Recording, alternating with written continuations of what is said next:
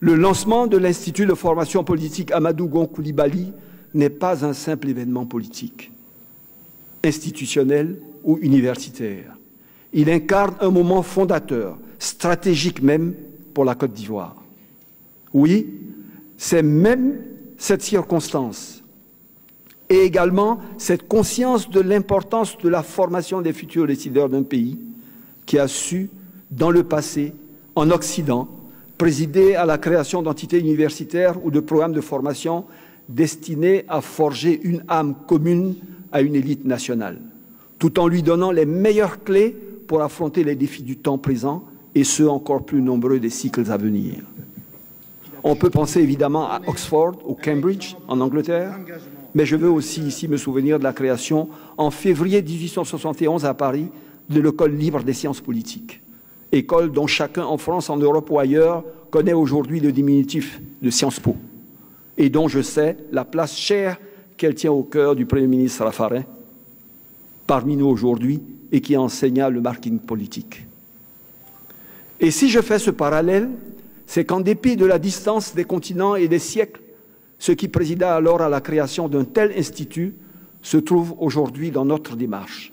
Nous voulons, nous aussi, relever le défi de la formation des élites politiques, exposées aux meilleurs standards internationaux pour poursuivre une œuvre de redressement national telle que celle que nous menons depuis 2011, grâce au leadership du président de la République et aux efforts de l'ensemble du peuple ivoirien.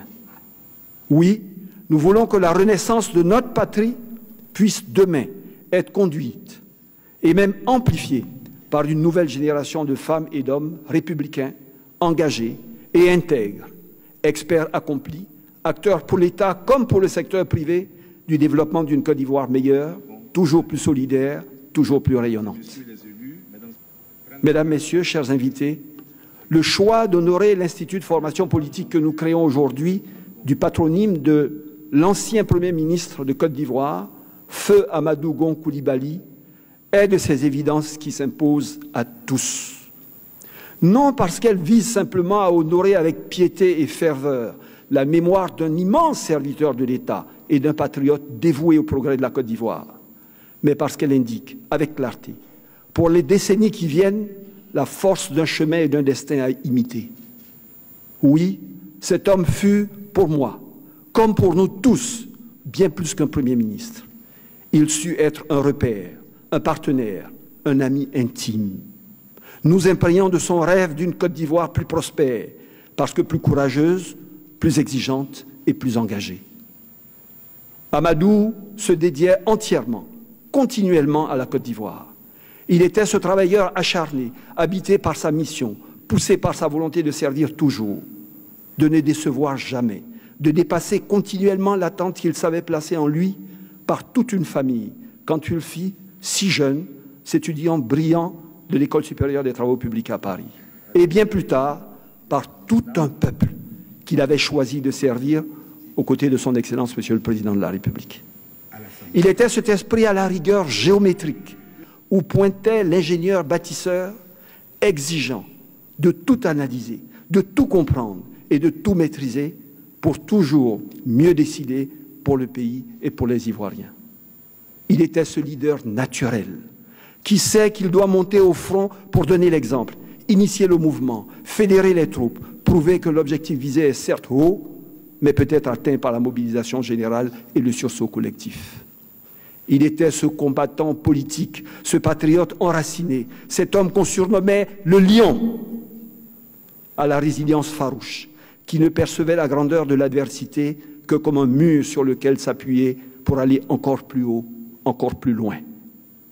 Il était aussi, enfin, cet esprit humble, dont le sourire et le rire franc venaient soudainement éclairer les traits concentrés d'un visage où son aristocratique pudeur ne laissait que trop rarement transparaître son immense humanité.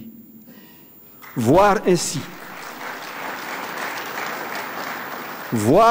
son nom porté au frontispice d'une école destinée à former les futures élites politiques du pays, nul hommage n'aurait été plus approprié aux yeux d'Amadou Gon Coulibaly. Parce qu'un tel institut incarne le pouvoir de l'éducation, du savoir et du labeur, pour changer le destin. Un destin, celui d'un homme comme celui d'une nation. La devise que vous avez choisie pour l'Institut traduit bien la justesse et la force souveraine de cette vision. Se former pour servir ses convictions. Elle résume la jeunesse d'Amadou Gon et elle dessine ce que fut sa vie. Passer à se dévouer pour cette terre de Côte d'Ivoire qui coulait avec tant d'ardeur au plus profond de son être. Désormais, très chers membres, professeurs, élèves et amis de l'institution de formation politique Amadou Gon Coulibaly, aujourd'hui créée, à vous de vous montrer fiers et de vous montrer dignes de ce patronyme prestigieux et à vous de faire vivre, par-delà les années, l'exigence de son rêve pour une Côte d'Ivoire de progrès, de prospérité et de solidarité.